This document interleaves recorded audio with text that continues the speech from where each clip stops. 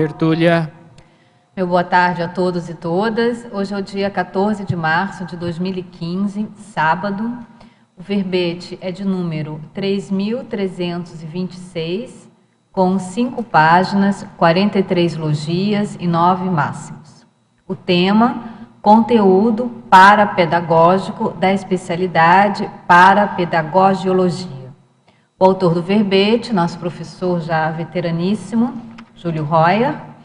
Professor Júlio, ele é graduado em Ciência da Computação, especialista em redes de computadores, mestre em Ciência da Computação, doutorando em Engenharia, voluntário da Conscienciologia desde 1994, docente desde 1996 e tenepsista desde 1998. O conteúdo parapedagógico é o conjunto de ideias, conceitos, construtos, itens de esclarecimento ou explicação assistencial utilizados na realização da TARES, notadamente em aulas de Conscienciologia. O holopensene pessoal da TARES, o holopensene pessoal da docência conscienciológica, o holopensene pessoal da interassistência. O estudo e domínio prévio do assunto pelo professor, a reflexão prévia sobre o tema, a preparação antecipada da aula, o planejamento técnico da aula, a adequação didática ao público discente esperado ainda na etapa de preparação da aula, a adequação didática ao público discente presente à aula, a transposição didática, a praxis parapedagógica, a pré-aula de Conscienciologia, fornecendo vivências enriquecedoras do conteúdo, a fase esclarecedora, o conceito claro, a palavra precisa, a dicção clara, a letra legível, a evitação dos cacófatos, os esquemas didáticos, os desenhos, os gráficos, os sinônimos, as analogias didáticas, os cotejos, os exemplos pessoais contributivos a TARES sem visar autopromoção. O Programa de Aceleração da Erudição, PAI, e o Programa de Estudos Dirigidos, PED, da Associação Internacional de Parapedagogia e Reeducação Consciencial Reaprendência. A Prova Geral de Conscienciologia. A inspiração extrafísica no estudo e compreensão do conteúdo, a inspiração extrafísica na preparação da aula, a inspiração extrafísica na hora da resposta a questões de alunos, a percepção energética confirmando a importância em aprofundar determinado assunto, a intensificação da assistência na TENEPS durante a pré-aula. Na sessão da argumentologia, o professor Júlio menciona no item prioridade 4 classificações quanto à priorização do conteúdo do professor na preparação da aula. E ele dispõe essas classificações, nessa priorização, numa ordem funcional. Na sequência, ele indica 9 condições ou abordagens evitáveis pelo professor de Conscienciologia, seja na preparação quanto na condução das aulas. E, em seguida, ele apresenta uma tabela fazendo 15 confrontos entre condições preferíveis ou ideais e as condições evitáveis ou não ideais referentes ao conteúdo parapedagógico. Então, o professor Júlio faz um bom aprofundamento aí com dicas bem práticas, né, Júlio? De um bom conteúdo parapedagógico. Do item remissiologia, nos 15 verbetes apresentados, nós destacamos aula de Conscienciologia, conteúdo da consciência, informação conscienciológica, neoconteúdo, TARES expositivo. A qualificação do conteúdo parapedagógico é condição indispensável para a assistência tarística profissional a ser realizada pelo professor nas aulas de Conscienciologia. Você, na condição de professor ou professorando, de conscienciologia. Valoriza a compreensão, preparação e qualificação do conteúdo parapedagógico a ser abordado em sala de aula? Está satisfeito com a própria qualificação tarística? A bibliografia específica traz uma referência. Agora, fazendo a mega análise do verbete, nós temos praxis, ideias, tares, livros, cotejos, reflexão, analogias, esquemas, inspiração, adequação, didaticofilia, cosmograma, planejamento, argumentação, questionamento, reeducaciologia, argumentologia, erudiciologia, parapedagogiologia e interassistenciologia. Bom, Júlio, então, conta pra gente como é que foi a sua motivação para poder escrever esse verbete. Você é voluntário da Reaprendência, não é isso? Isso. A gente estava vendo aqui, docente já há quase 2 décadas de Conscienciologia, né? O que te inspirou para trazer esse verbete para a gente? Pois é, nesse tempo que eu estou voluntariando na Reaprendência, a gente tem um dos focos da instituição é a formação docente. E nesse processo a gente vem acompanhando já o processo de ajudar as pessoas a começarem a dar aula, e nisso tem uma série de coisas que a experiência vai ajudando a gente a errar menos, ou a acertar mais nesse processo da docência. Então, como muitas das dicas ou muitos das técnicas que a gente pode dizer que otimizam aí o processo na docência, eram repetidos assim quase que constantemente para as pessoas que estão começando. Então, uma das motivações foi escrever um pouco disso que a gente está levando sempre para os professorandos, né, informação lá na Reaprendência, e trazer isso também para a enciclopédia, escrever sobre isso, trazer mais um pouco de deixar isso mais organizado por escrito, disponível, né, para quem quiser. Né? Muito bom. Então vamos às perguntas aqui, Júlio. Em Fatologia, na página 6, na 4ª linha, você pode explicar como funciona na prática a transposição didática? Transposição didática não é um conceito nosso aqui, só da Conscienciologia. Ele já foi trazido, se não me engano, por Yves Chevalar. A ideia da transposição é você pegar um conteúdo que seja um conteúdo científico e traduzir esse conteúdo de forma que ele caiba, ou que ele encontre o seu lugar entre os objetos de ensino. Ou seja, aqueles artefatos do saber ou os itens de aprendizado. Então, um conteúdo científico nem sempre ele é entendível, ele é compreensível para o leigo. O trabalho da transposição didática é fazer essa conversão, essa adaptação de um conceito ou de um conteúdo científico para que ele seja compreensível ao aluno, ao estudante. Então, esse conceito a gente faz muitas vezes empiricamente, mas se for estudado tecnicamente, vai ter um proveito melhor. Então, por isso a gente está estudando isso também. Né? Então, o que você está dizendo é que existem técnicas para justamente transpor, né, essa informação de cunho mais científico, né, mais técnico, para uma realidade, digamos assim, mais didática, mais popular. É nesse sentido que isso, isso. É uma adequação para que seja mais fácil de ser compreendido. Né? Então, que todo o conhecimento científico ele tem uma linguagem própria, a terminologia, às vezes tem conceitos prévios que são necessários para entender um conceito mais complexo, e essa transposição ela ajuda nisso. Né? Tem um astrônomo, até brasileiro, aquele Marcelo Gleiser, né?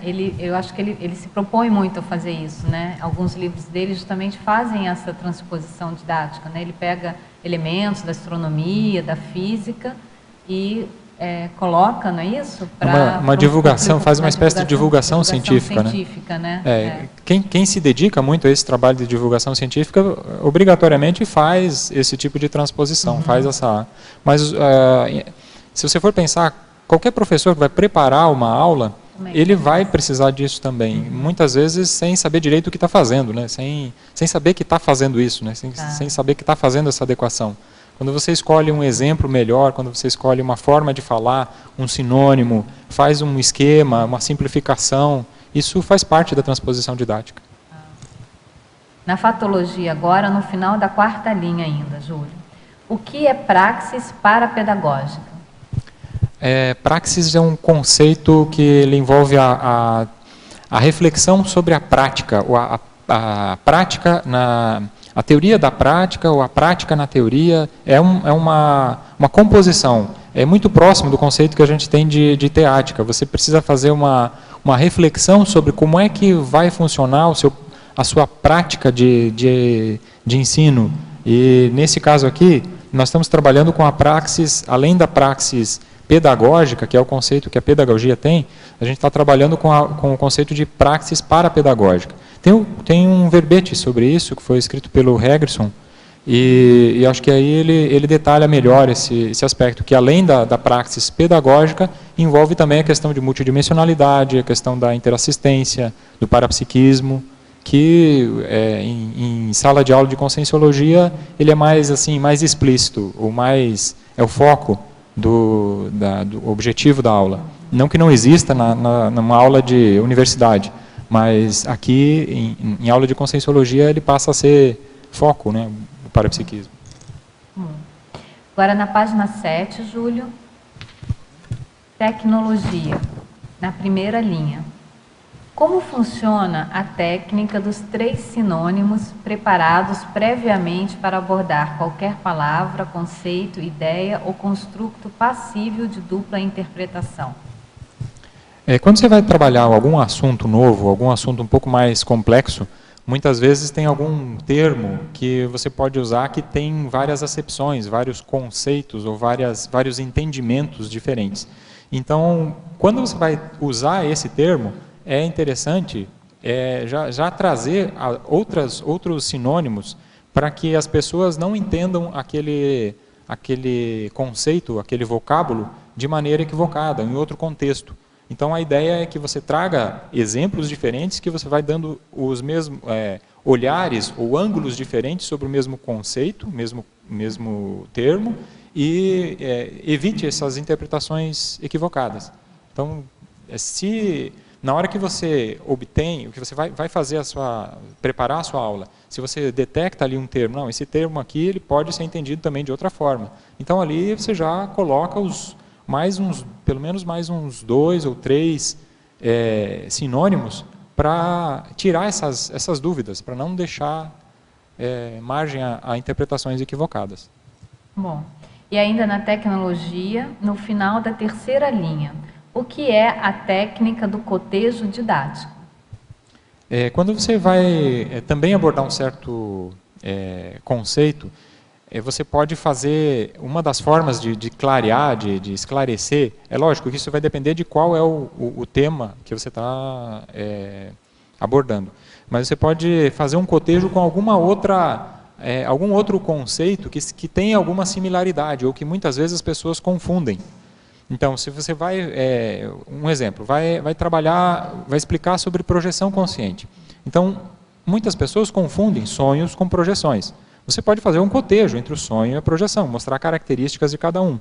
Então, isso é uma espécie de um cotejo didático que ajuda as pessoas a entenderem as diferenças, a fazer a diferenciação, clarear melhor. Né? Bom, voltamos agora na página 6, Júlio, em fatologia, na 3ª linha. Você pode falar sobre a adequação didática ao público discente esperado ainda na etapa de preparação da aula e a adequação didática ao público discente presente à aula? Já ocorreu que a preparação didática não fosse adaptada para o público presente? Como remediar? Isso é uma coisa que, assim, quando você vai preparar uma aula, vamos supor que você vai dar uma aula no meio de um curso que ele já está acontecendo. Então, o público desse curso, se ele vai fazer a 3ª aula, ele deve ter feito a 1ª e a 2ª. Então, se você já conhece esse público, é uma situação. Você já conhece o perfil do público. Agora, então você vai adequar, antes de começar essa aula, você vai adequar a sua aula, seu esquema didático para esse público. Vai usar vocabulários apropriados a esse público, vai usar recursos didáticos apropriados a ele. No caso de uma palestra pública, por exemplo, onde você vai enfrentar, digamos assim, vai dar uma aula para um público que você não conhece. Mas você pode ter alguma previsão ou alguma expectativa de que público que pode aparecer. Até pelo tema, pelo local, por onde está sendo feita a divulgação. Então você pode fazer, por exemplo, se for uma palestra numa universidade, ali é bem provável que o público seja predominantemente de universitários, ou até professores universitários, ou servidores da universidade, é o mais assim, provável. Então você pode adequar esse seu vocabulário, os exemplos que você vai usar, de acordo com esse público. Mas pode acontecer de repente, vir um público diferente daquele planejado. Então, aí a adequação ela precisa ser feita durante o andamento da aula. Você fez uma preparação prévia, mas nem sempre aquele público esperado é aquele que aparece. Então, pode aparecer um público, às vezes até aparece aquele público que você esperava, mas pode aparecer também algum outro público com um perfil diferente. Então, aí precisa haver um pouco de jogo de cintura, um pouco de preparação até de alternativas de vocabulários, às vezes pode até ser mais coloquiais ou não, dependendo do tipo de público. Então, isso aí vai depender um pouco do jogo de cintura do professor. E aí a questão da experiência do professor conta bastante, né, Júlio? Nesse momento, sim, sem né? dúvida. Se ele já deu aula para outros tipos de público, o vocabulário naturalmente ele vai ficando mais rico, mais enriquecido. Então aí você consegue alcançar um público mais diverso. Outra coisa que ajuda muito nisso é a erudição. Na hora que você consegue abordar, não só por nível social, mas, por exemplo, por bagagem intelectual. Às vezes vem gente que já estudou muito uma determinada linha de conhecimento. Aí, se você não conhece nada sobre aquela linha de conhecimento, ficam limitados as formas de você fazer rapport para conseguir assistir essas pessoas. Agora, se você já conhece, já tem uma base do que é quais são os construtos que sustentam aquela linha de conhecimento, você consegue acessar muito mais fácil, fazer os paralelos, fazer os cotejos e estabelecer muito mais claramente as diferenças entre aquilo que você está falando e aquilo que a pessoa está trazendo. Aí você falou uma questão importante, né? Criar esse rapport, criar a empatia, né? Para justamente poder fazer o esclarecimento, né? Ter ganchos didáticos assim que aproxime mais, né? Do ouvinte. Dentro até aproveitando esse gancho, dentro do conceito do ciclo de qualificação da praxis parapedagógica que a gente usa na formação docente, na reaprendência, essa parte de formação da empatia, da interação mais direta e a interassistência, até são outras etapas que também são estudadas e a gente aborda nessa formação docente. Só que muitas vezes a pessoa não se solta suficientemente para chegar nesse ponto de criar essa empatia, até porque ela está preocupada com o conteúdo a ser ministrado. Então a gente está trabalhando aqui, a primeira coisa que a gente trabalha dentro da formação docente é o conteúdo. Ela precisa saber o que vai abordar, ter tranquilidade com relação a isso. Ela vai segura, né, com relação ao conteúdo. Se ela está tensa com esse conteúdo, está insegura, ela muitas vezes não consegue nem olhar ou prestar atenção e sentir nas energias o que a outra pessoa está precisando. Então não consegue fazer esse rapport, essa interação. Aí esses outros conceitos também são trabalhados em outras fases desse ciclo. Então por isso que a gente aqui está trabalhando o primeiro aspecto nessa formação docente.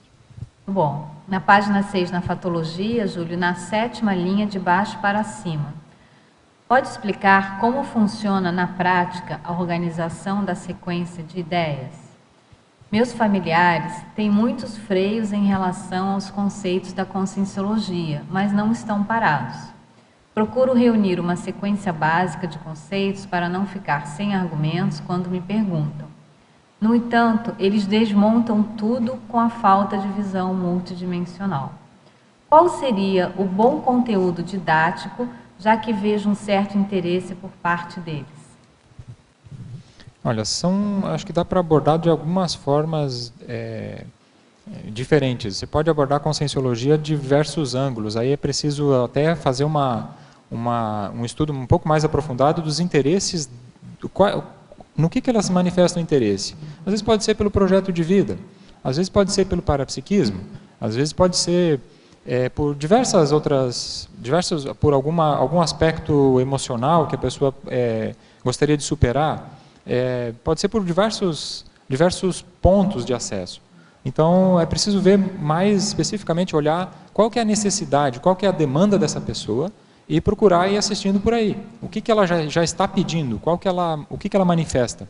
Eu acho que eu iria por aí. E aí, ela pergunta no início, como funciona na prática a organização da sequência de ideias? Essa organização ela deve ser do mais simples para o mais complexo, do mais básico para o mais avançado. Então, você começa com os conceitos iniciais e estabelecendo a conexão de um com o próximo. E vai organizando para que a pessoa consiga seguir uma linha de raciocínio. Ou, às vezes, até não precisa ser uma única linha de raciocínio, mas se você tem um domínio bom desse conteúdo, as perguntas dos alunos, às vezes, direcionam essa linha de raciocínio. Você pode levar justamente para ir atendendo essa demanda. Mas ela tem que sempre ser assim, calçando o entendimento básico anterior, para depois entrar no conceito mais complexo. Então, não adianta você estudar ou explicar direito o que é a Primener antes de estudar o que é o holochakra, o energossoma, né, o que são as energias.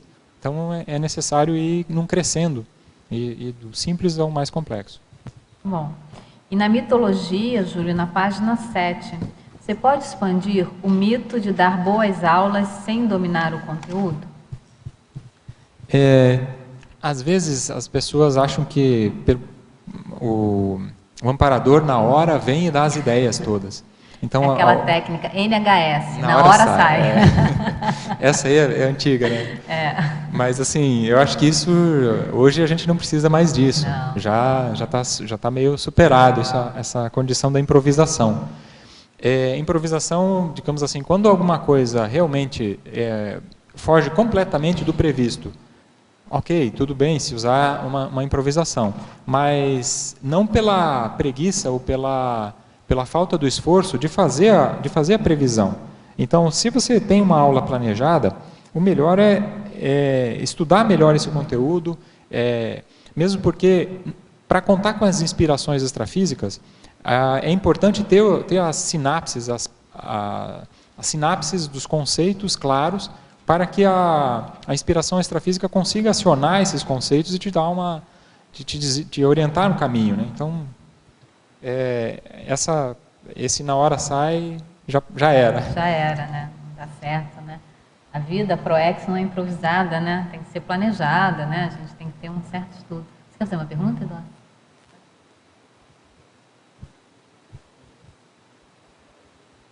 Som. Oi, Júlio. Gostei muito do teu verbete aqui, tá? Eu queria que você aprofundasse aqui. Em argumentologia, no item 4, que você põe as prioridades, você fala do extra, que é o conteúdo extraordinário não previsto para a aula, né?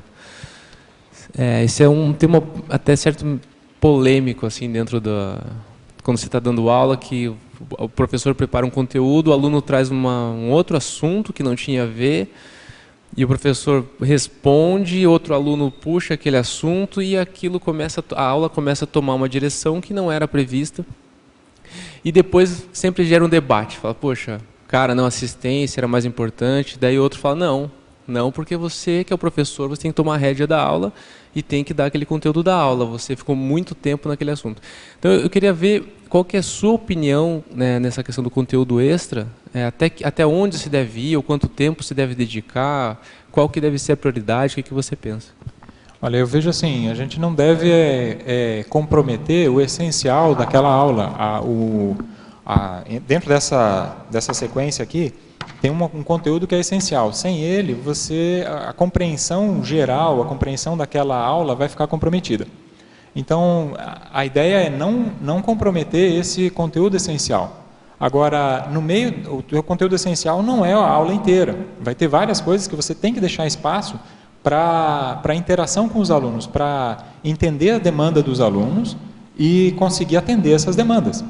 Senão, você vai simplesmente querer engessar e querer ter todo o controle sobre a aula, quando você é um ator dentro da aula, você não é Qual que é o objetivo da aula? O objetivo da aula é conseguir esclarecer os alunos, conseguir atender aquela demanda dos alunos.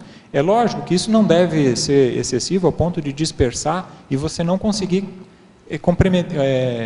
assim, seguir aquele teu conteúdo essencial, a espinha dorsal da aula, aqueles conteúdos chaves, aqueles que não podem faltar.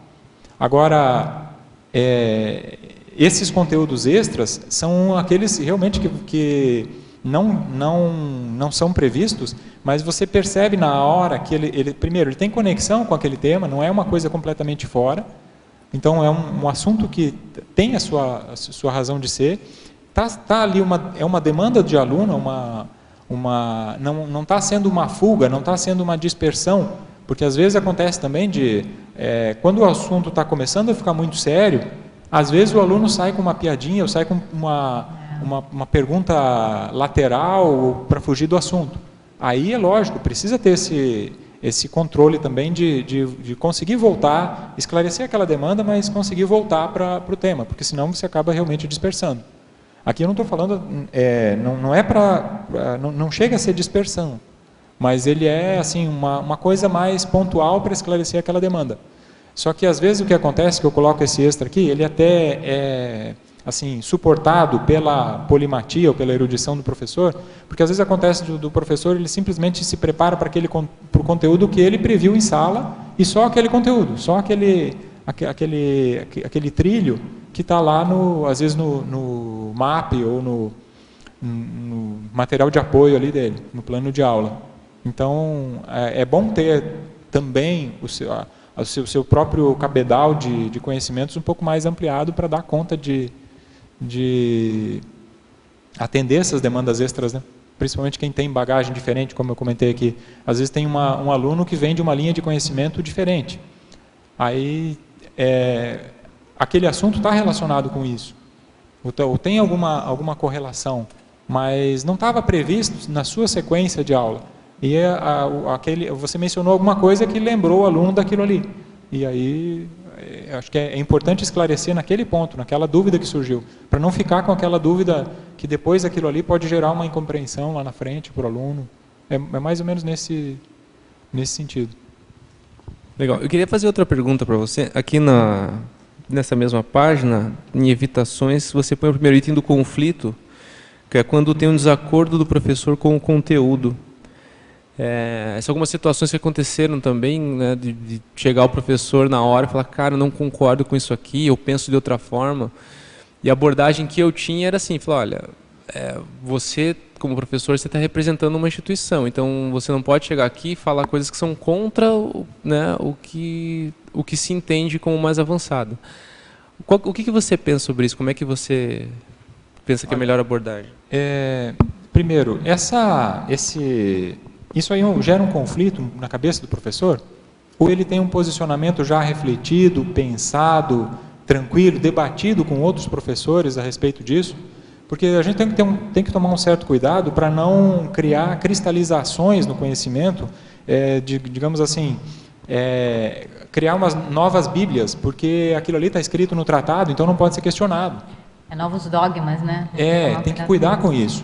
Então, nesse sentido, eu não estou dizendo aqui que o conteúdo oficial tem que estar correto, mas até pelo questionamento, pelo avanço das pesquisas, o natural é que isso, mais cedo ou mais tarde, venha a ser ou ampliado ou até refutado.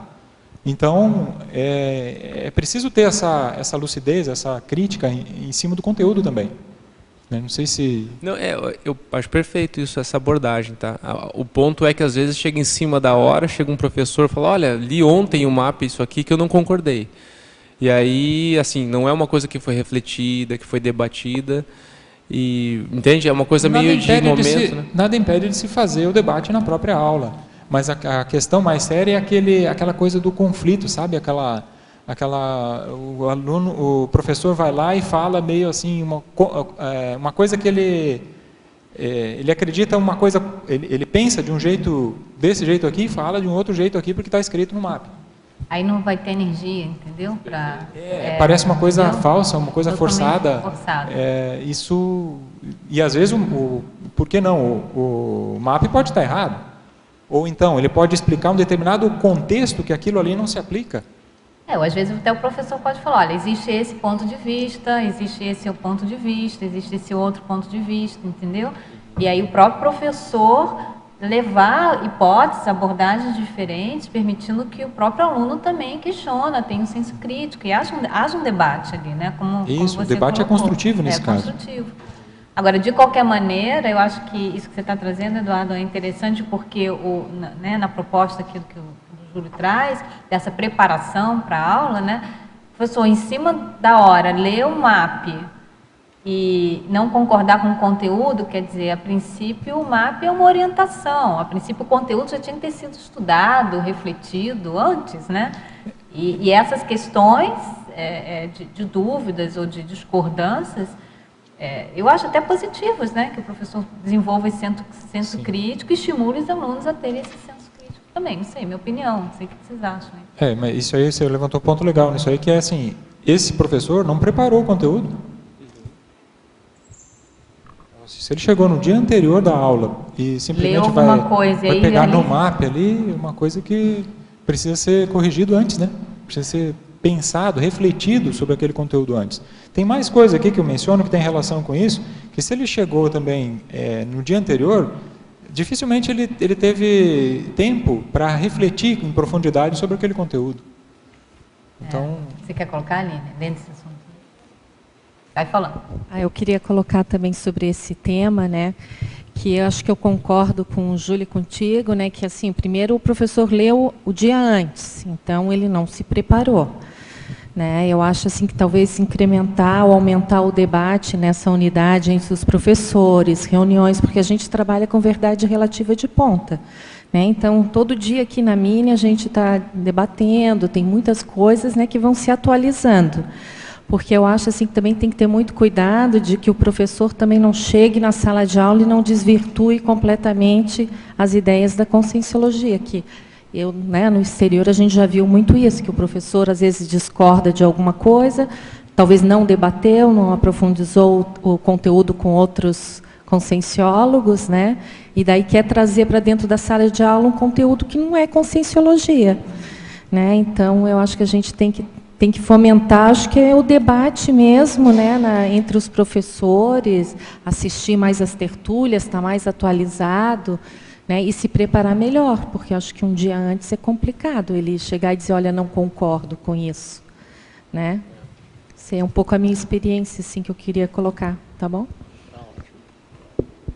Mais alguma pergunta, Eduardo? Aproveitando que estamos analisando as evitações, eu pediria que ampliasse na página 9 o item 8, a subjacência. Isso aqui, às vezes, acontece do professor até querer mostrar que sabe. É uma das coisas que mais, assim, que eu observei algumas vezes, né? E aquilo, por causa disso, às vezes ele traz um determinado assunto que a intenção não era exatamente de esclarecer. A intenção era mais para ele mostrar que sabe. Aí ele já está, nesse momento, ele já está se distanciando da equipe extrafísica, por exemplo. Já está se distanciando do objetivo assistencial. Entendeu? Essa intenção subjacente, a intenção que não é de assistência.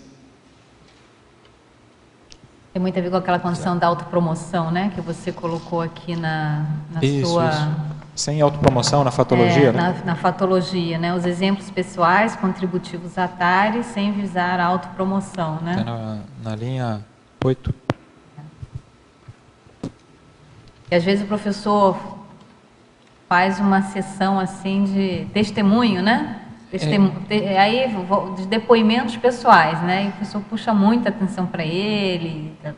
Isso acho que a questão até... da intencionalidade aí Esse é um critério até para a gente, que eu costumo, digamos assim, falar para os professorandos com quem eu tenho contato, para, assim, quando surge essa dúvida, quando que eu devo usar o exemplo pessoal?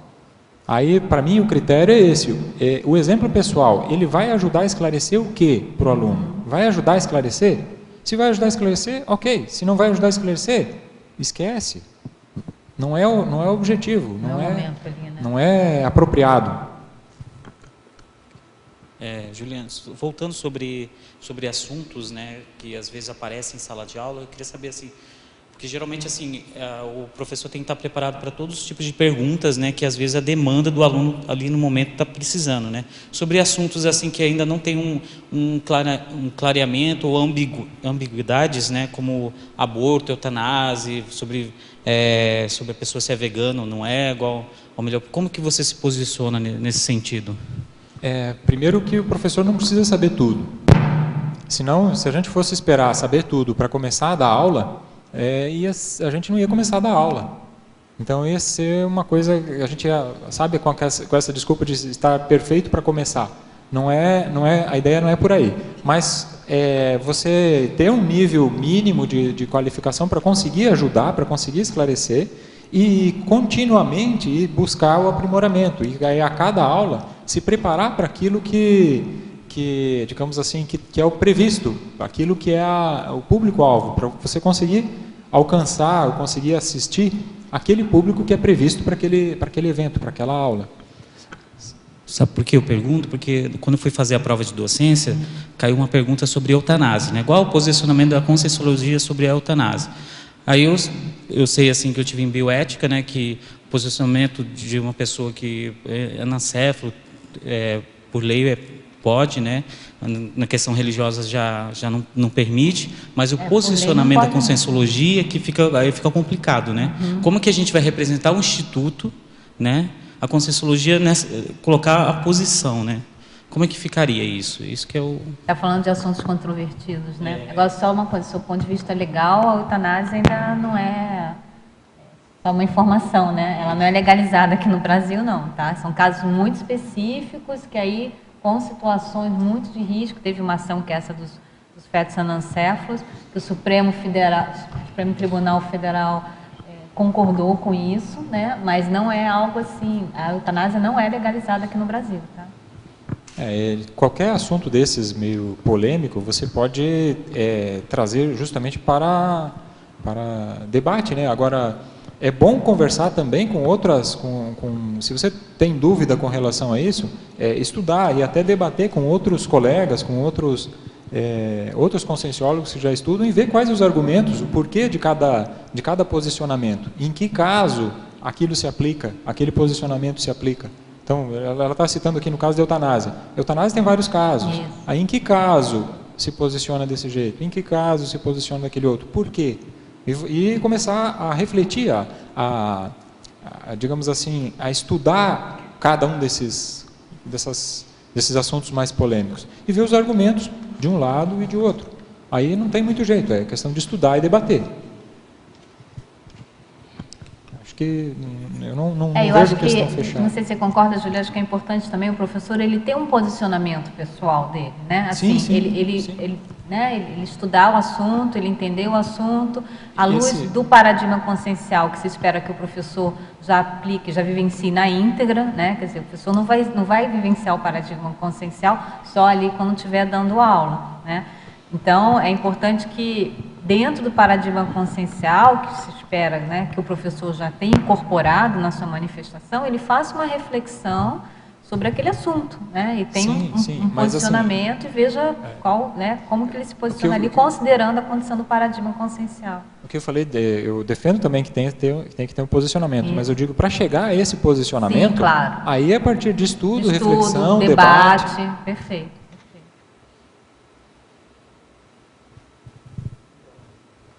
Isso é bem complicado na sala de aula, né, para a pessoa, porque às vezes a pessoa está lá, mas quer saber o posicionamento da Conscienciologia, né?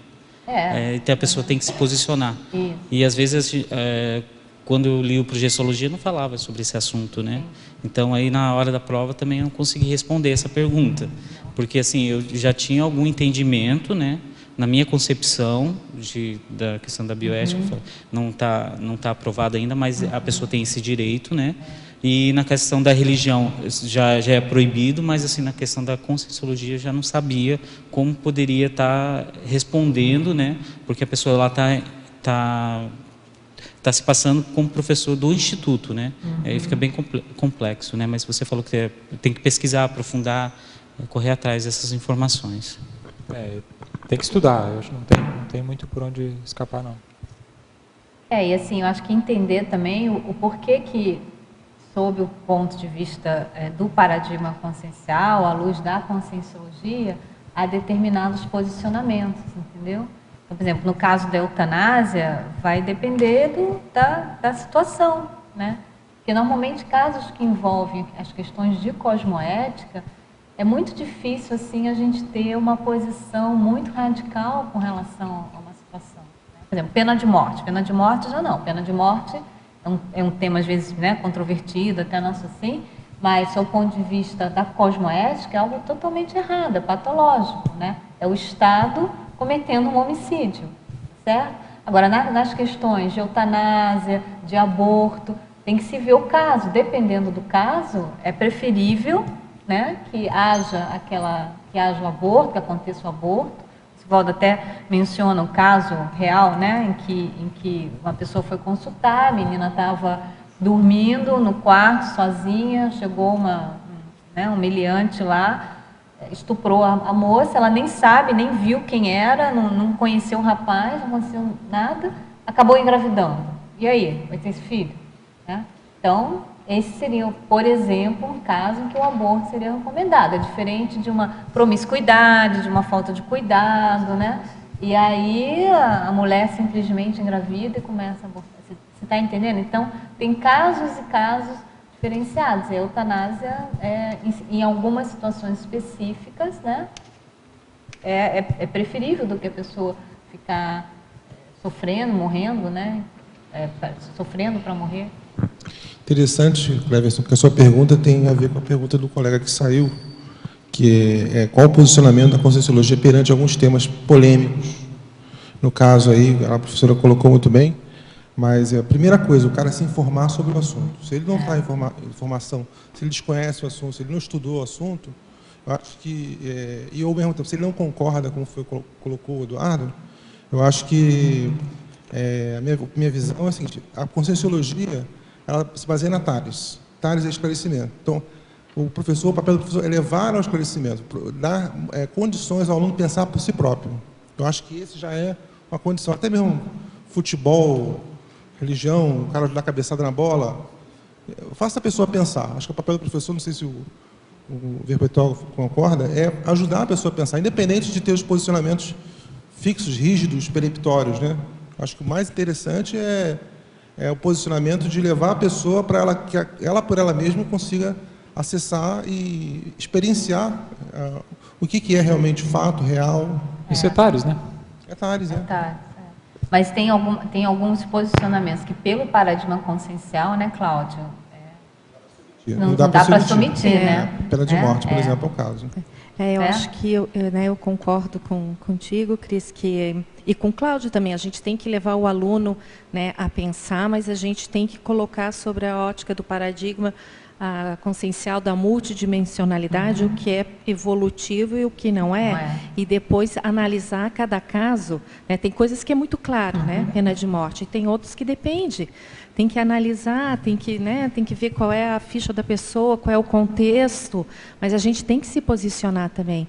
Então, eu acho que na página 9, quando o Júlio coloca as evitações, aquela coisa da irreflexão, então, acho que o professor, como tu comentasse antes, Cris, tem que ponderar sobre tudo isso. Né? Ele tem que estudar, ele tem que entender sobre a ótica da multidimensionalidade, e depois ele pensar sobre isso, porque senão fica complicado. Se o professor também não se posiciona na sala, ele vai ser omisso, e aí ele não está fazendo o esclarecimento. Né? Por exemplo, uma coisa que a gente vê bastante, pelo menos, né, na Espanha a gente via bastante em sala de aula, a questão do homossexualismo. Aí, na hora, o professor tem que...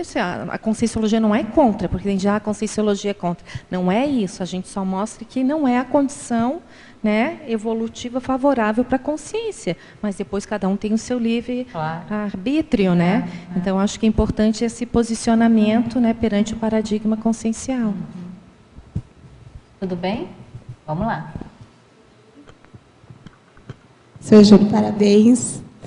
Muito bom esse debate aqui. Eu aprendi bastante lá para a sala de aula. Na página 7, tenho 2 perguntas.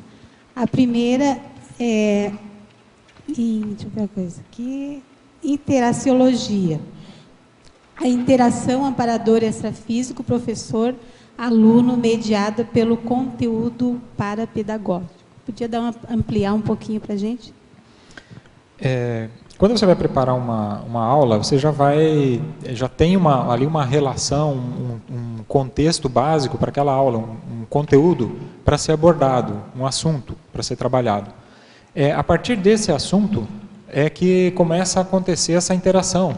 Então, o professor, por exemplo, começa com uma exposição inicial sobre aquele assunto, daqui a pouco começam a vir as perguntas dos alunos, aí o professor pode sentir uma inspiração extrafísica para agir, para responder numa determinada linha, para esclarecer melhor um determinado ponto sobre aquela pergunta. Então, é esse conteúdo que faz essa mediação, digamos, a harmonização dos pensenes de todo mundo no mesmo contexto para que otimize essa interação envolvendo o amparador, o professor e o aluno. E às vezes acontece também de envolver a consciex assistida, acompanhante do aluno, por exemplo.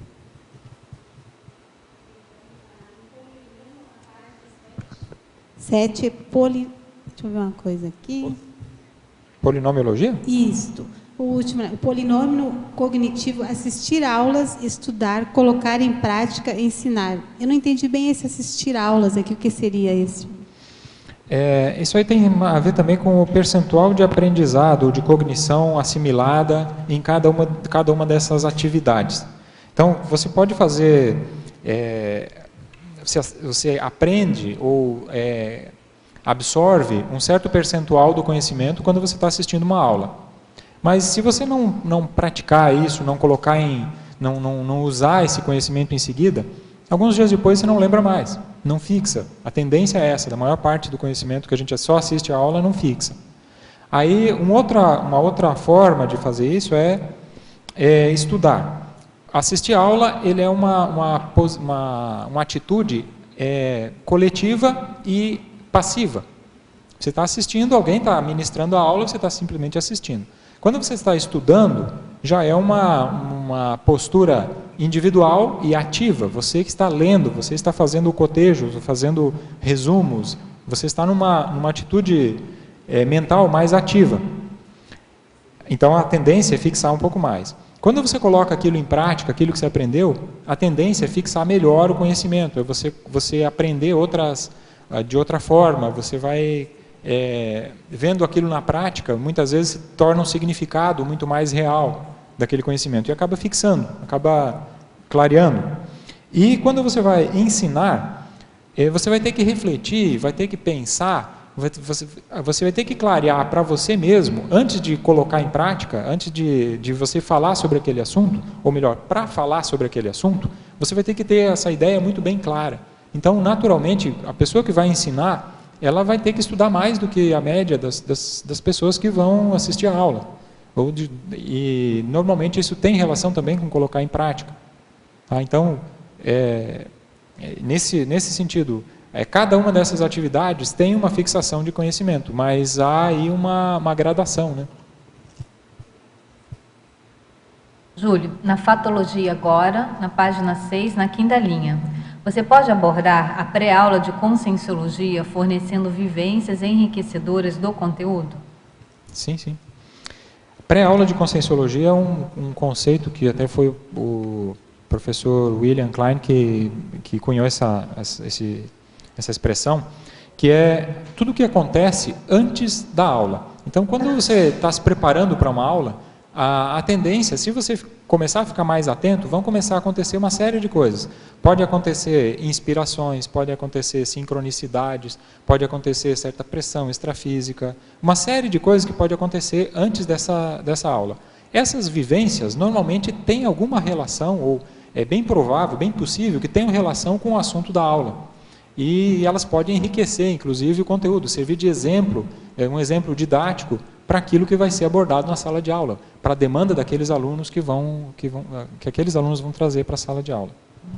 Ainda na fatologia, Júlio, na 8ª linha, você pode discorrer a respeito dos exemplos pessoais contributivos a atares sem visar a autopromoção.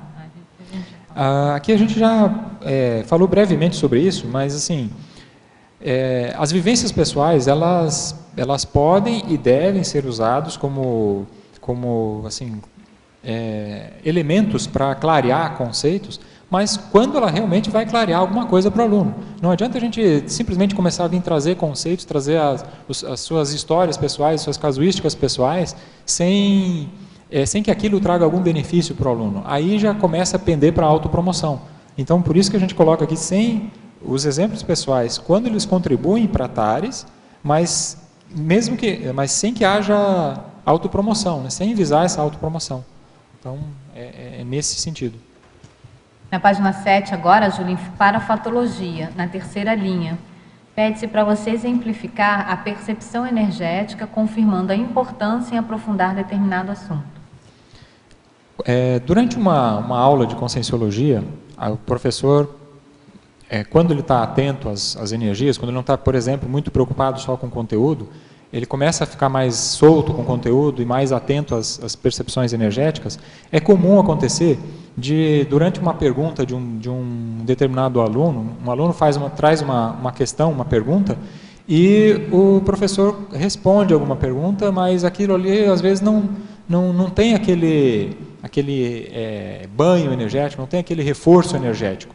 Agora, muitas vezes a resposta, quando o professor de repente muda um pouco a ênfase da resposta, e aquilo ali começa a vir com mais energia, você sente que aquilo ali tocou na pessoa, que aquilo começou a ter uma interação mais forte. Às vezes vem a sinalética, vem do amparo, que o amparo, não, vai por aí que a demanda é essa.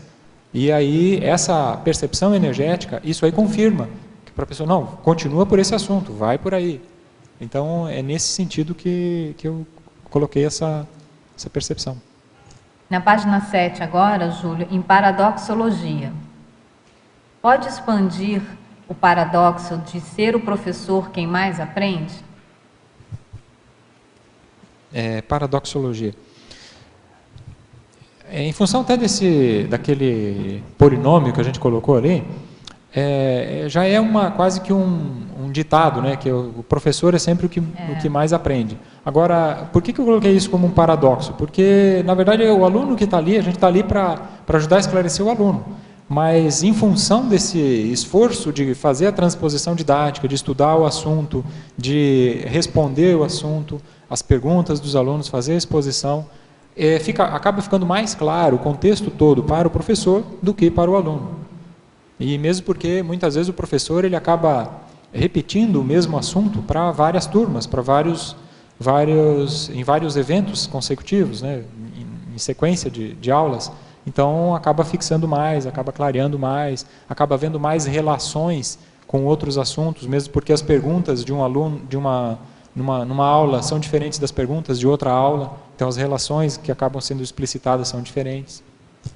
E o professor tem mais dados, tem mais subsídios, né, para refletir, no caso do professor de conscienciologia, né, para aprofundar o posicionamento dele a respeito de determinado tema, refletir mais, né, sobre determinado tema, justamente por essa, muitas vezes, repetição, né, de oportunidades que ele tem de tratar de um mesmo tema para públicos diferentes, né? Isso, e pelo esforço de pensar sobre o assunto, de organizar a aula. Uhum. Vamos agora na página 8, Júlio, naquele seu item evitações, o teletertuliano pede para você comentar o item 2, 3, 7 e 8. O item 2, vamos lá. Compreensão incorreta de conteúdo pelo professor, levando a abordagens equivocadas. Isso aí normalmente é fruto de falta de estudo, ou então um estudo superficial, ou às vezes falta de reflexão. Então, o professor entendeu um conceito realmente errado. Ele não entendeu aquele conceito. Às vezes, aquela primeira pergunta daqui, presencial que era relativa a um professor que chega e discorda de um conteúdo que está no MAP, aquilo ali realmente pode ser uma compreensão errada do professor. Então, a primeira coisa a ser esclarecida é isso. Estude em profundidade aquele conteúdo, veja se compreendeu direito. O outro era o 3, o 6 e o 7, é isso? O 3, o 7 e o 8. 3, 7 e 8. 3, a evasiva. Mudança de assunto e desvio de foco quando o professor quer evitar certos temas ou o aluno se sente encantuado pela linha de raciocínio conduzida pelo professor, evitando o aprofundamento. Ele pode ser simples, quando envolve só a consim, ou composta, quando envolve a influência de consciex sobre a consim.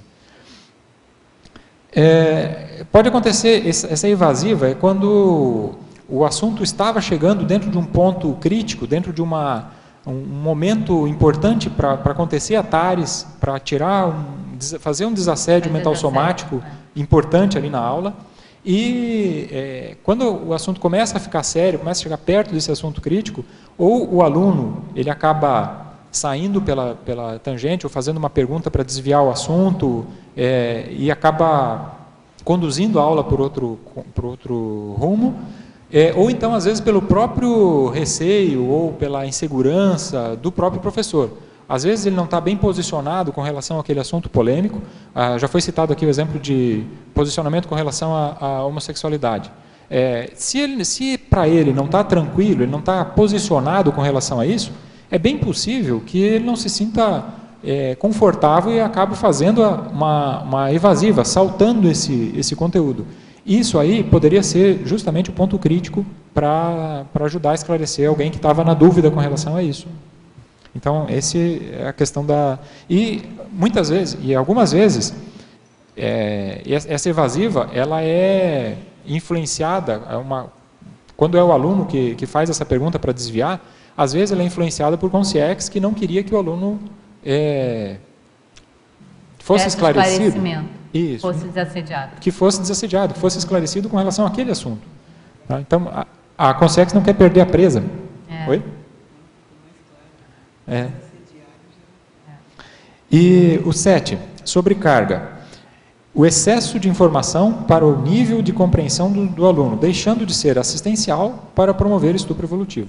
Então, aqui vai um outro ponto que envolve a sensibilidade do professor de entender qual é o limite de compreensão, de suporte daquele aluno. Então, não adianta você passar mais informação do que ele suporta, do que ele consegue compreender, do que ele consegue suportar. Porque aí deixa de ser assistencial, deixa de ser esclarecedor e passa a ser uma violência contra a pessoa. A pessoa não tem, de repente, estrutura cognitiva ou emocional para suportar aquele conceito. Então, aí há também o limite cosmoético de não passar desse ponto. A função da dosificação, né? Tem que saber dosificação. Dosar, né? Dosificação da informação, dosificação da TARES. E o 8, a gente comentou alguma coisa aqui, a subjacência, que é a intenção consciente ou inconsciente de trazer um assunto específico para fragilizar alguém ou mostrar sapiência, em detrimento da demanda assistencial da turma. Antes a gente deu a ênfase aqui quando o professor quer mostrar que sabe. Agora vamos falar do outro ponto aqui, que é quando quer fragilizar alguém. Às vezes, pode acontecer do professor simplesmente não simpatizar direito com um determinado aluno, que o determinado aluno estava eventualmente estava deixando alguma coisa desagradável para o professor. Aí o professor, percebendo uma fragilidade ou algum ponto fraco que o aluno tem, às vezes até por já conhecer aquele aluno há bastante tempo, ele acaba puxando aquele assunto que não seria necessário, não seria esclarecedor, mas justamente para fragilizar a pessoa. Então, aquela coisa, conhece o ponto fraco dele, deixa eu tocar naquele assunto para murchar ele, para ele não me incomodar mais. Aí... eu acho que a evitação já está antes, né? A condição do professor ter uma certa implicância com o aluno. Isso não dá para acontecer, né, Júlio? Isso já é uma evitação que tem que ser feita antes, né? Isso, chegar nesse ponto, né?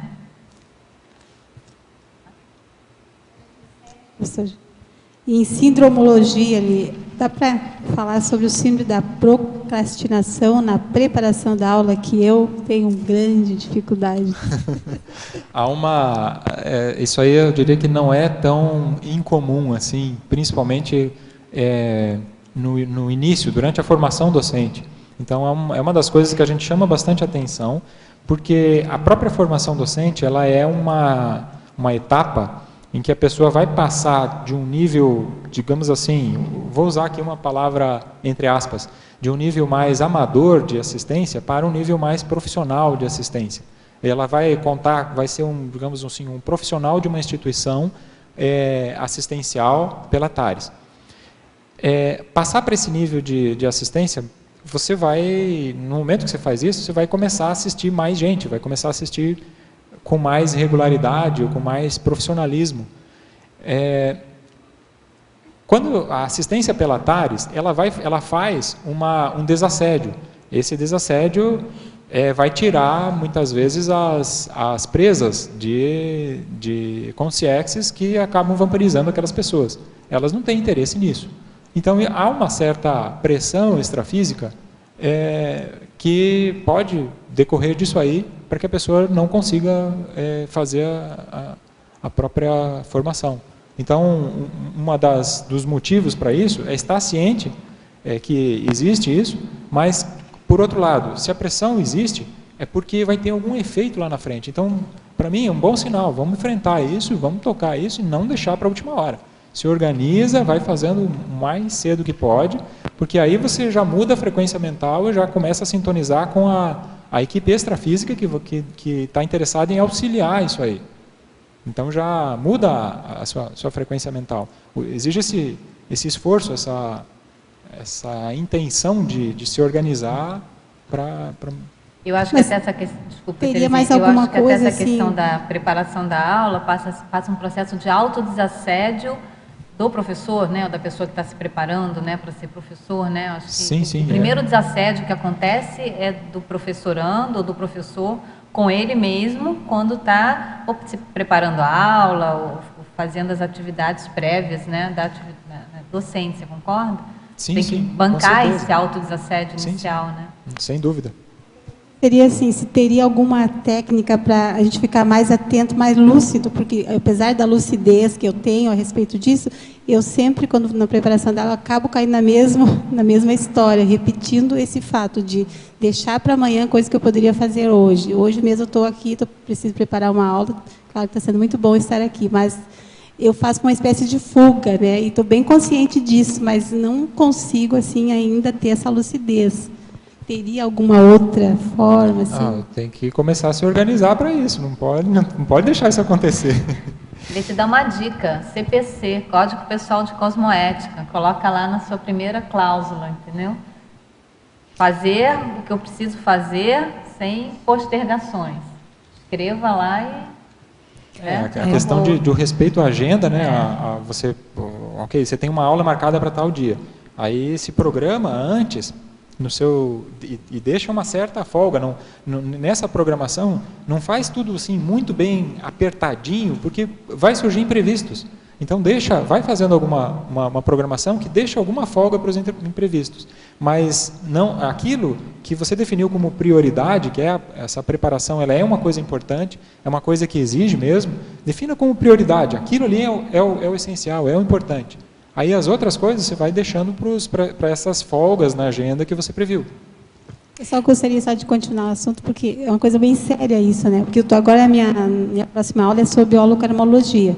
Ele está mexendo com o grupo Karma, né? Ele mexe com todo esse processo. E justamente nesse processo de preparação de aula, estou com uma pessoa que é muito, assim, da minha família, muito próxima, e ela está doente, e está solicitando que eu vou para lá, entende? Então, essa pressão, que eu estou comentando, que a gente não se dá por conta e realmente acontece. E como eu ainda não terminei de preparar a aula, isso aqui está pegando para mim, né? Que eu vou para lá... Isso aí entraria numa outra coisa que a gente comentou agora há pouco, que são essas vivências pré-aula que enriquecem o conteúdo da aula. Aproveita! Eu queria... Só para complementar o que o Júlio até já falou ali, as técnicas que a Terezinha estava pedindo aí para vencer essa questão de protelação. Eu acho que não tem muito mais técnica, não. É sentar o bumbum na cadeira, coloca água, coloca uma comidinha ali do lado e fala, não, daqui eu não saio até que eu tenha alguma coisa estruturada. Né? Então, é essa força de vontade de você se desassediar mesmo com relação ao tema, com relação a ficar quieto ali, estudar. E o foco, eu acho que tem a ver com o que o Júlio falou da prioridade. Porque, às vezes, a gente se engana, se auto-engana, né? Ah, não, tudo bem, eu não estou preparando minha aula, mas eu estou aqui na tertúlia. Eu não estou preparando a aula, mas eu estou fazendo assistência não sei aonde. Então, assim, eu acho que tem sim ter uma priorização, um foco, e aí você vencendo aquela primeira etapa, já está com a aula mais estruturada, você tem mais, dá mais vazão para os insights, porque aquela pressão maior de estruturação já passou. Então, você pode vir na tertúlia, você pode participar de outras coisas, porque aquele outro contexto também vai ser enriquecedor para a aula que você já começou a estruturar, né? E a outra coisa também que eu costumo fazer que ajuda é assim, embora eu ainda não sentei para estruturar, desde o momento que eu tenho o tema, eu já começo a refletir sobre esse tema. E em todas as minhas vivências, aonde eu vou, eu estou fazendo uma conexão, tentando associar alguma ideia, estar atento para ver se tem alguma coisa que eu possa incluir naquela minha futura aula. Então, são algumas técnicas, mas o principal, eu acho que é sentar e desassediar mesmo a situação. Júlio, eu queria saber uma vivência sua pessoal, aqui em fatologia, a questão de como aumentar a erudição do professor. E ampliando assim, a diversidade de assistidos, né? Aqui sabemos que na repreendência tem aquele programa de aceleração e erudição, né? E como professor a gente tem que dominar vários, né, tratados, né? Tem o Projeciologia, tem o 700, tem o Homo sapiens reurbanizados, pacíficos. E aí você colocou aqui os léxicos, tem um dicionário de argumentos, as tertúlias, né? As mini. Então, assim, bastante para se atualizar, né? E você ainda colocou aqui os dicionários cerebrais, que é o sinonímico, antonímico, analógico e poliglótico do professor. Você ampliou tudo isso na sua vivência? Como é que foi? Como é que você consegue? Olha, eu não considero que eu estou totalmente pronto com relação a isso, não. Tá, eu estou fazendo o meu esforço. Agora, eu estou...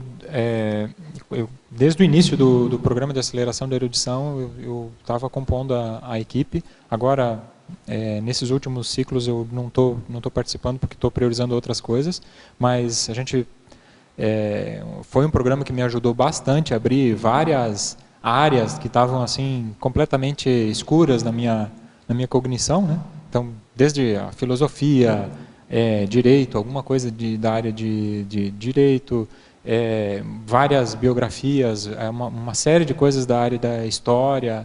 Então, muita coisa acabou abrindo, desde neurologia, uma série de coisas acabaram me ampliando a cognição, que eram áreas que eu não conhecia. Isso dentro do programa de aceleração da erudição.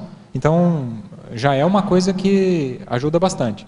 Outra coisa é, aquilo que você tem interesse, vai lendo, vai aproveitando os minutos que sobram, compra, tem livros em sebos, que não é coisa cara, dá para assim, compor uma biblioteca legal.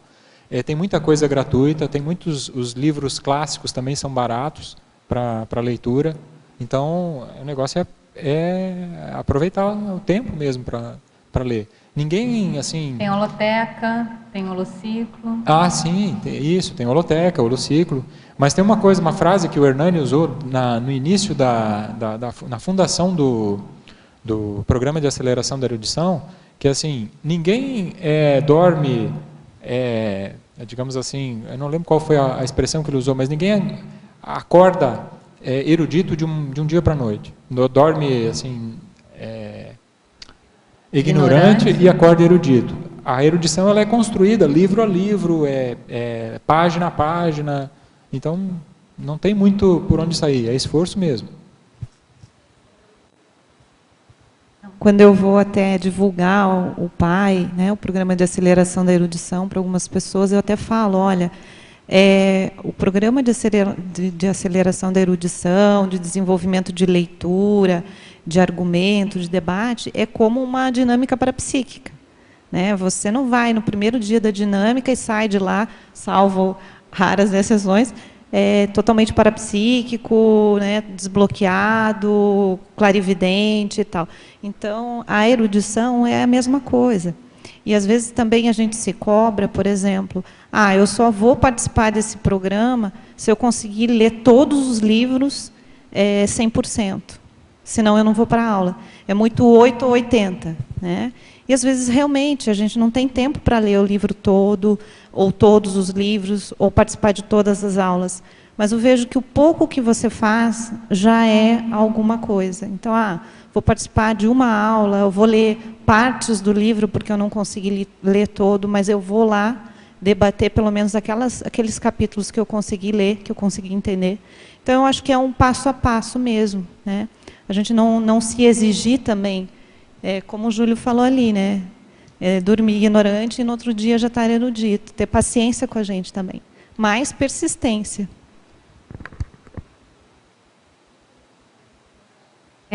Em tecnologia, se tu poderias falar um pouco mais da técnica da enumeração aplicada ao conteúdo parapedagógico, como é que tu utilizas essa técnica? Quando a gente vai vai explicar um determinado conceito, uma das coisas que você pode fazer, quando você vai explicar as características daquele conceito, ou as relações daquele conceito com outros conceitos, você pode simplesmente começar a fazer enumerações, começar a fazer as listagens do que tem relação com aquele conceito que você está abordando. Quais os sinônimos? Você pode fazer uma enumeração de sinônimos, você pode fazer uma enumeração das características, as relações, as ideias, os antônimos, não sei se ficou claro. A sala de aula, né? Para facilitar a compreensão para os alunos, é isso como uma técnica? Eu uso em diversos contextos. Para mim, no meu estudo pessoal, às vezes na preparação de aula, e às vezes, dependendo do caso, eu coloco isso até numa relação do quadro, no quadro de aula, né? Eu vou lá, escrevo no quadro, faço uma enumeração. Essa enumeração, às vezes, é expositiva, eu estou expondo uma coisa que eu estou trazendo, ou, às vezes, ela é construída em conjunto, então, eu começo a fazer, o que vocês entendem por esse conceito? O que está relacionado a esse conceito? Aí, vamos lá, tem isso aqui, tem mais aquilo ali, tem esse outro, e assim vai. A gente vai construindo junto com os alunos, isso também acaba facilitando a parte de interação, que é um outro item que a gente trabalha lá, a interação do professor com a turma.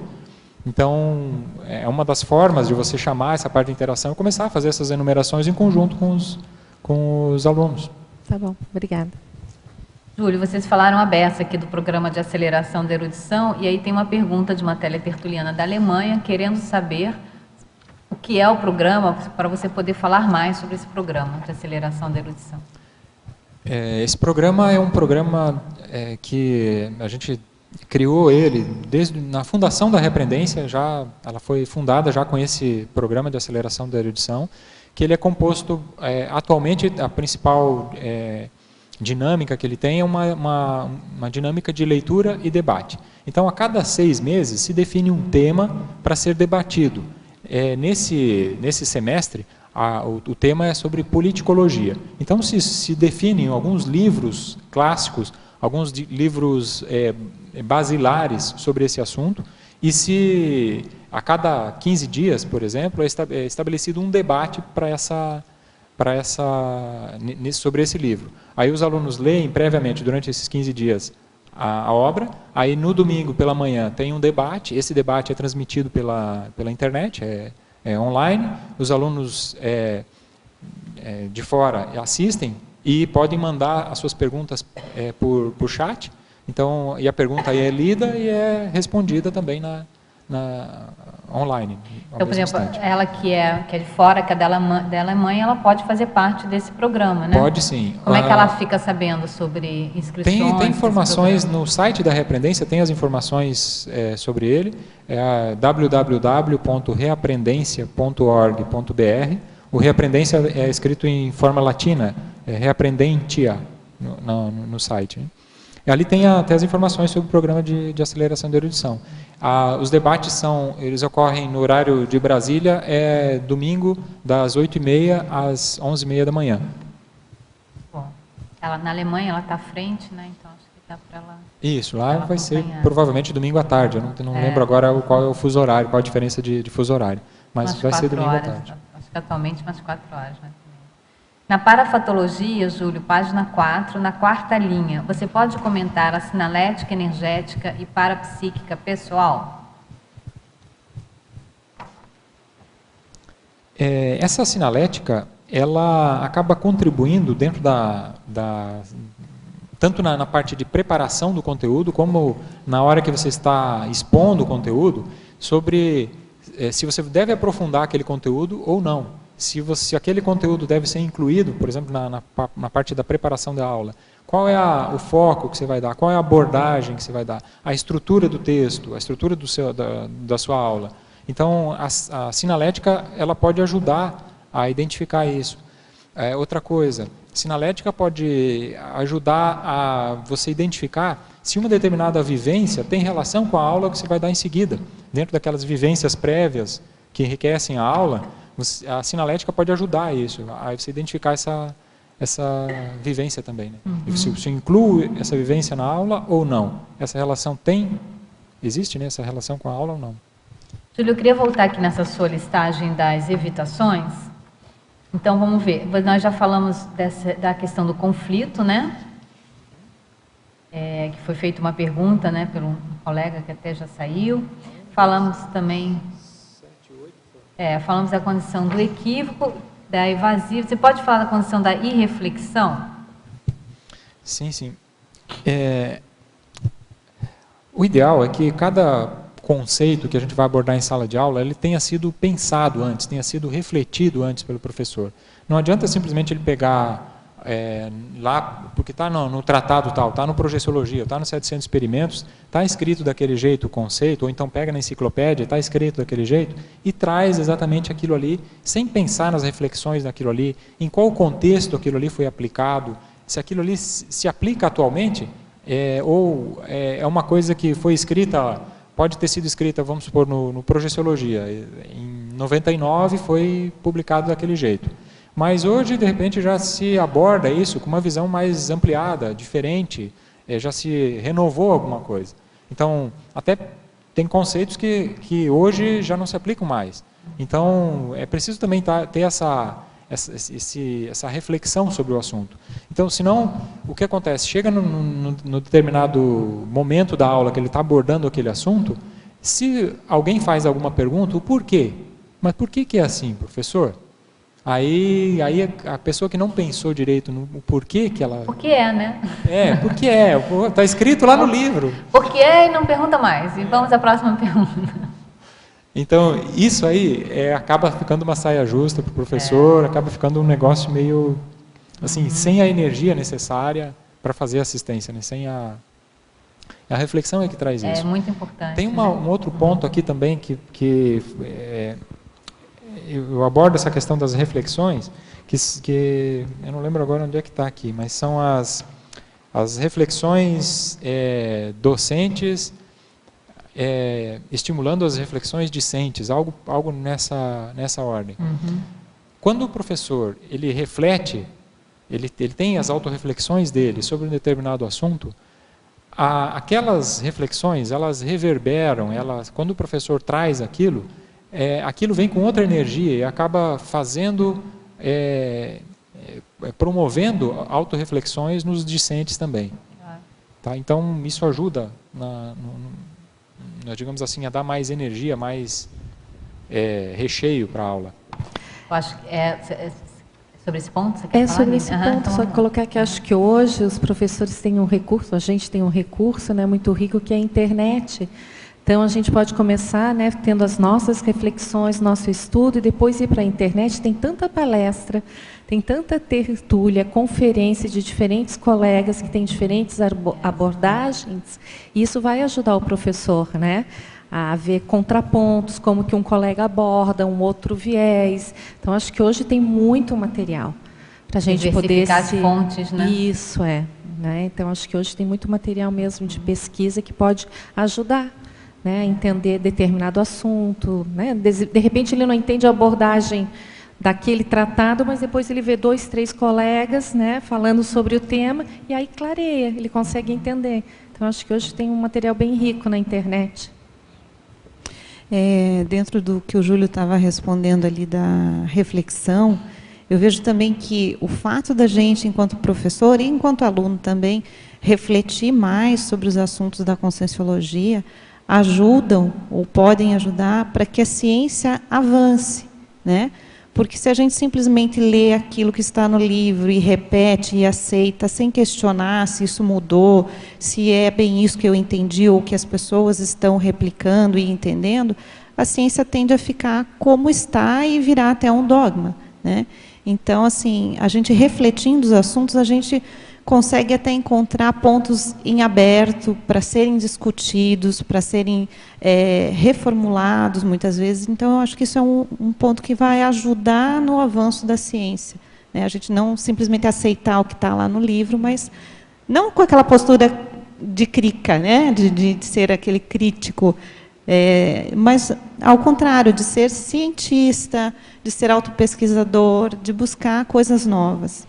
Você trouxe uma questão interessante, Glória, que é essa condição da autopesquisa, porque eu estava refletindo aqui, né, que essa reflexão, ela vem muito em cima da vivência pessoal, né, das experiências pessoais, né, e essa condição de se ler e repetir é justamente a antítese do princípio da descrença, né, que é o princípio basilar da Conscienciologia. Então, trazer essas hipóteses, né, trazer as informações que a Conscienciologia enquanto ciência traz, mas aplicadas para a vivência pessoal, né, ou seja, no meu dia a dia, essa condição aqui que tá sendo falado, né, de A, B ou C, da cosmoética, por exemplo, pegar um assunto, né, da cosmoética. Como é que eu vivencio a cosmoética? O que é a cosmoética, né? Que reflexões eu posso fazer em cima da minha vivência, da minha atuação, da minha prática, das minhas experiências, das minhas interrelações no meu dia a dia sobre a cosmoética, né? E aí eu acho que até surgem conteúdos bastante interessantes, né? A partir do momento em que a pessoa efetivamente pega os conceitos, as teorias, as hipóteses da Conscienciologia e aplica isso para si dentro da sua vivência pessoal, aí ela vai estar fazendo autopesquisa, né? Aí ela vai estar podendo gerar mais conteúdos para o avanço da ciência.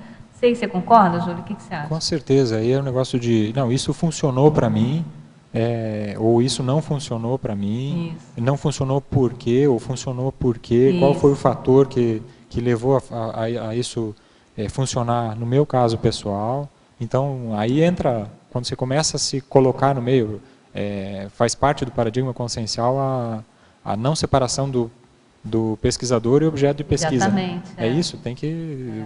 E aí a própria pessoa vai criando técnicas, ela vai chegando, né, vai tendo, né, resultados diferentes a partir da vivência dela, com isso ela pode ir criando técnicas e vai passando isso para os alunos, é muito rico, né? Então essa, digamos assim, vivência do paradigma consciencial, eu vejo que é uma primeira forma de abordagem, né, do próprio professor criar o conteúdo parapedagógico. Não sei se você concorda comigo. Sim, é o avanço dele, né? Isso. Vamos lá, Terezinha? Desculpa. Página 7. Em Principiologia, o princípio didático de ninguém ensinar o não aprendido. Depois tem outro. Como é que você vai ensinar alguma coisa que você não sabe? Esse é o princípio que a gente está... Então, o professor, eu acho que essa é uma das principais razões aí daquele paradoxo de ser o professor que mais aprende. Primeiro ele precisa aprender e clarear bem para ele, não aprender assim, mais ou menos. É um aprendizado que pelo menos as ideias têm que estar claras para ele, para que ele consiga passar aquilo de forma razoável para as outras pessoas. Então, isso é uma sequência lógica, né? Primeiro a pessoa aprende aquilo, estuda, seja por qualquer forma que ela vai aprender, pelas vivências pessoais, pelo estudo, assistindo aulas, todas as formas juntas, a sua autopesquisa, para depois conseguir passar aquilo adiante, né? Necessariamente não precisa ter vivenciado aquela situação para passar aquele assunto, né? Tem diversos níveis de aprendizado, né? Eu acho que tem coisas que a gente aprende e ainda não conseguiu vivenciar, mas você já admite aquilo faz sentido para você, tem lógica. Então, a Consciex livre, lá, o exemplo clássico disso. Ok, não tenho contato com a Consciex livre. Agora, isso para mim faz sentido? Isso para mim, eu já pensei sobre o assunto? Tem sua lógica? Já senti alguma repercussão energética confirmadora quando eu acabo estudando isso? Melhora o ambiente? Já é algum nível digamos assim, de indício, de vivência, não é a vivência completa de lá encontrar a Consciex livre. Mas agora, não é porque eu nunca tive um contato direto com uma Consciex livre que eu não vou abordar esse conceito em sala de aula. Então, tem níveis de compreensão a respeito do assunto. Mesmo em ciência, digamos, materialista, lá, da engenharia ou da física, é a mesma coisa. Os físicos lá, nem todos eles viram lá o átomo para falar do átomo. Então, é uma coisa que tem certas coisas que a gente entende mais na prática, que é possível, é mais fácil da gente experimentar, e aí eu acho que a gente não deve se furtar de fazer o esforço de ter essa experiência, essa vivência. Agora tem outras que elas estão naturalmente mais distantes, mas a gente já consegue compreender. Tá? Então... Que no outro princípio mesmo ali, tem o princípio do posicionamento pessoal, que até o pessoal estava comentando antes, como te posicionar diante de um assunto polêmico, né? Que no caso, assim, eu daria o exemplo dessa questão da pena de morte, né? Que eu vou ter que falar sobre esse assunto, né? Eu sei o que eu penso, mas, né, dentro de um outro contexto, como vou me posicionar para não ficar em cima do muro, né? É aquela coisa, você já analisou os argumentos a favor e contra? Quais são, dentro do posicionamento ele precisa disso, mas por que você é a favor ou por que você é contra? Não, eu sou a favor por causa dessa razão, ou sou contra por causa disso, nesse caso não se aplica, ou em tais casos eu sou a favor, em tais casos eu sou contra. Então isso que é o legal de ter que estudar, ter que, digamos assim, destrinchar esses assuntos mais polêmicos, observar os argumentos a favor e contra, as consequências daquele assunto, né? Então não precisa fechar o assunto, no caso, né? Por exemplo, sobre pena de morte. O posicionamento ele pode mudar com relação ao tempo, conforme a sua maturidade ele pode mudar.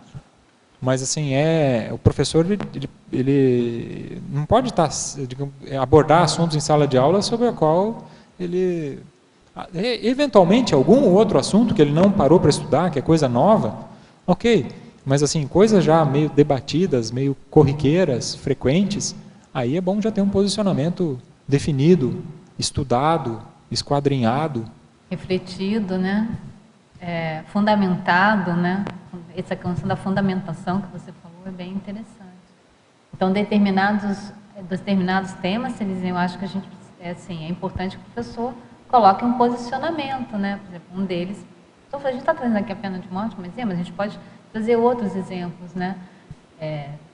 Do ponto de vista do paradigma consciencial, existe um posicionamento claro com relação a isso, né? Isso não quer dizer que a gente não vá respeitar opiniões discordantes. A pessoa pode ter direito a discordar disso, mas com vistas ao paradigma consciencial, existe um posicionamento claro. Até esse momento, né? Mas que não tem lógica defender o posicionamento contrário perante o paradigma consciencial. Aí, nesses casos, até fica mais fácil você obter uma... por toda a base de filosofia, por toda a base principiológica, por toda a base epistemológica da conscienciologia. Multidimensional. Justifica-se posicionamento em função disso, né?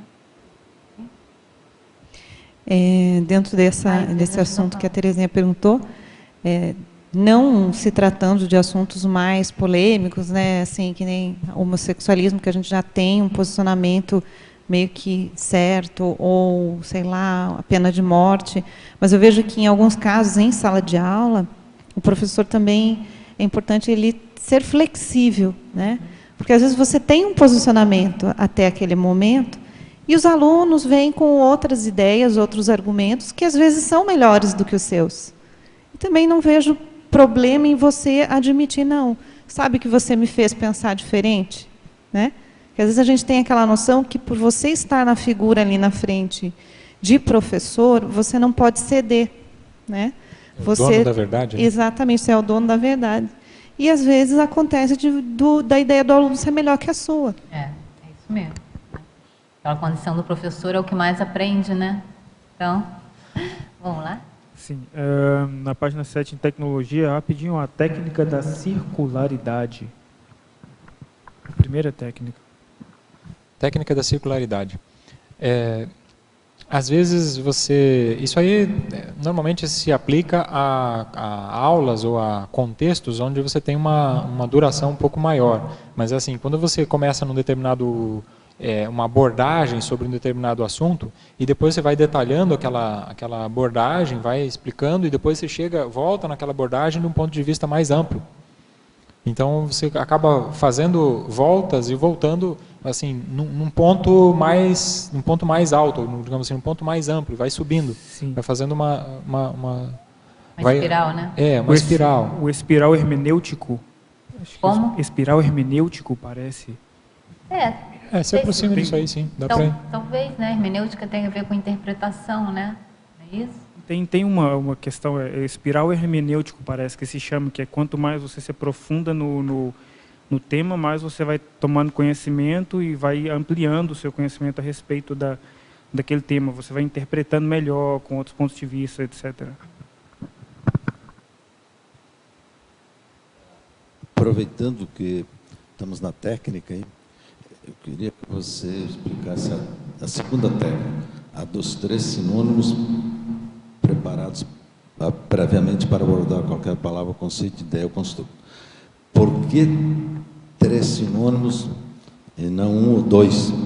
Até porque eu estou com dificuldade no verbete e não consegui mais do que 2 sinônimos. Teve jeito.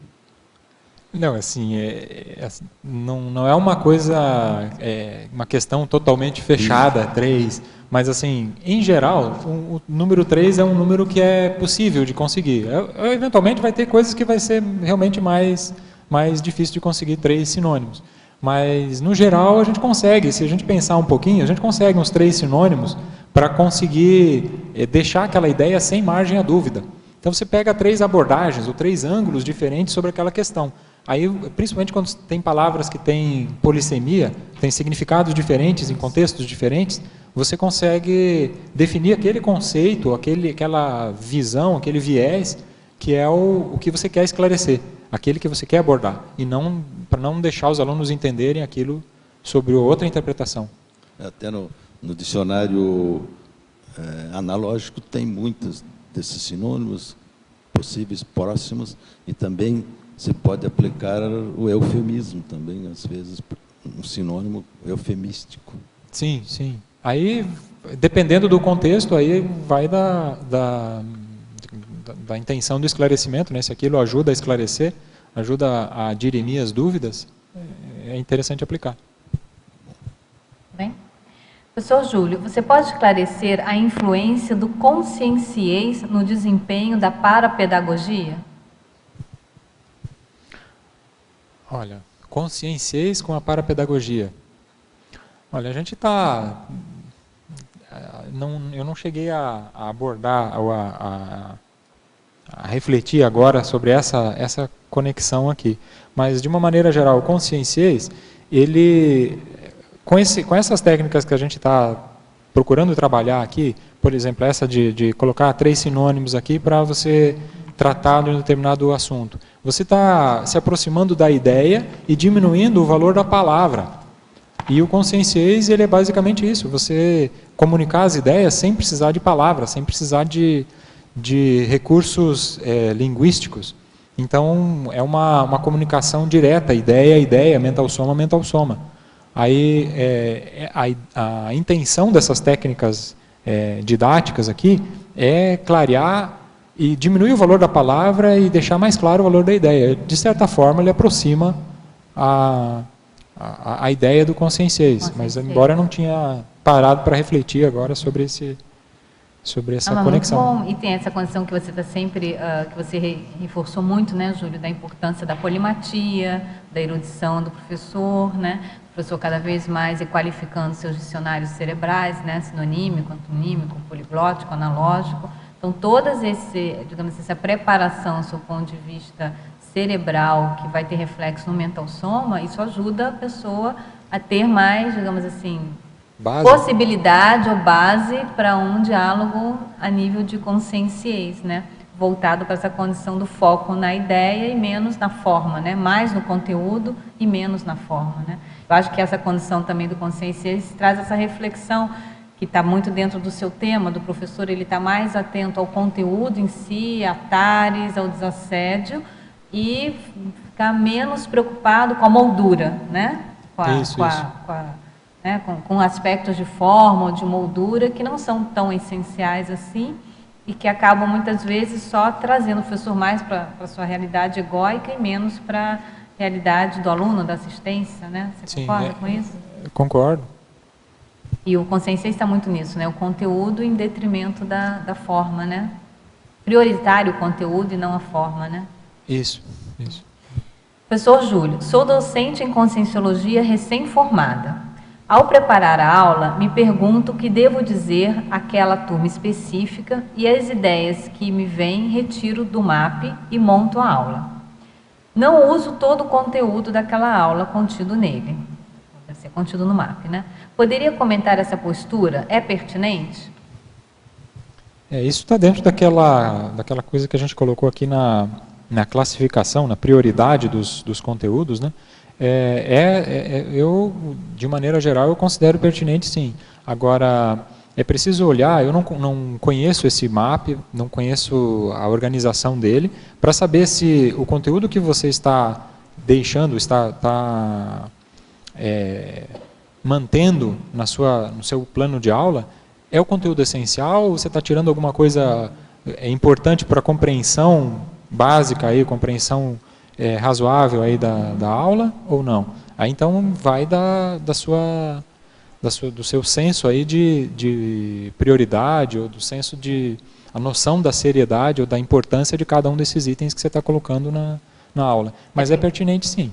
É porque às vezes, como você coloca aqui esse item seu prioridade da argumentologia, em que você faz essa classificação de essencial, secundário, terciário e extra, por exemplo, em cursos sequenciais, né, que uma aula depende da outra, é pré-requisito da outra, muitas vezes o conteúdo de uma aula, ele justamente vai ser a base para a próxima aula. Então, esse é um conteúdo essencial para ser dado, né?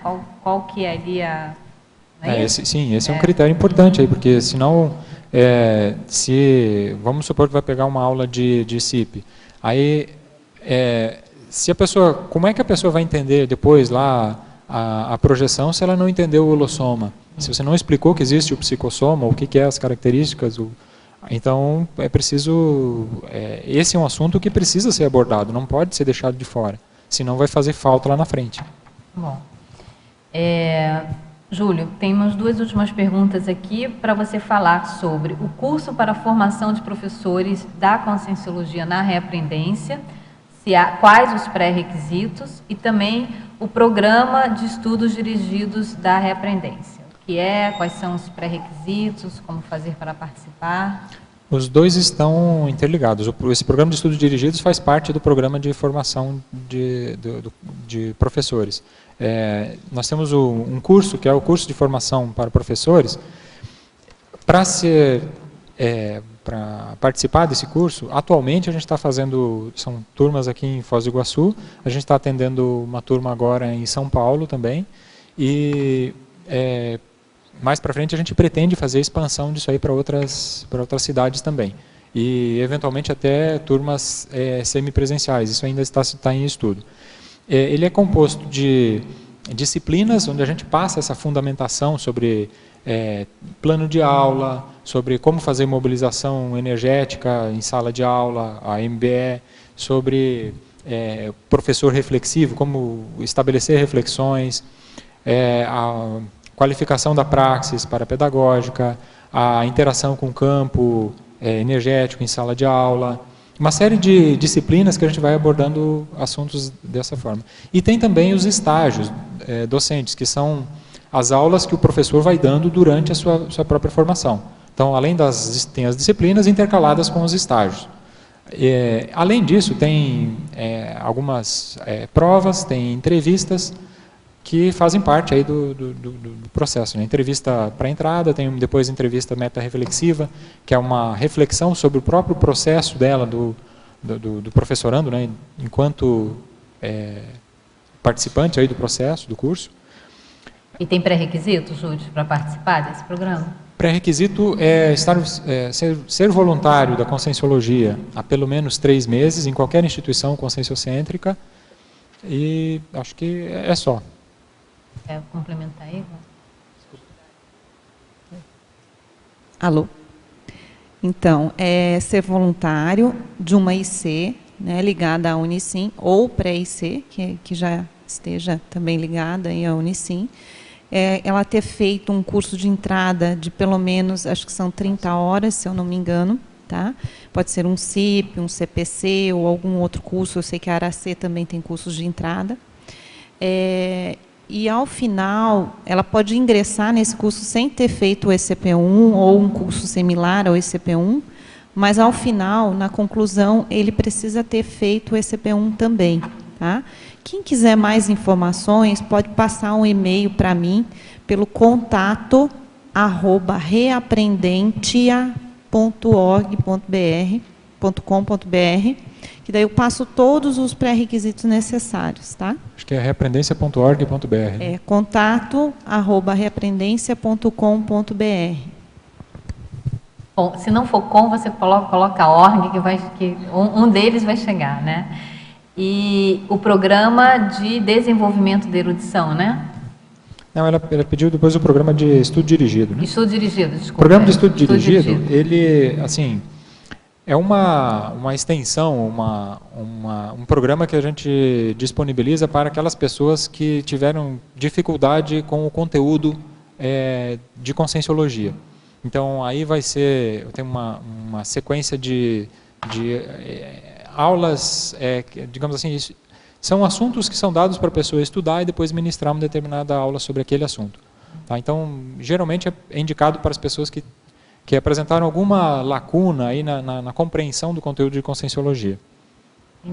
Durante essa formação docente, é isso? Isso, durante a formação docente. Então, ele é voltado para as pessoas que participaram ou que participam, né, da formação docente. Muito bom. Júlio, parabéns pelo seu verbete.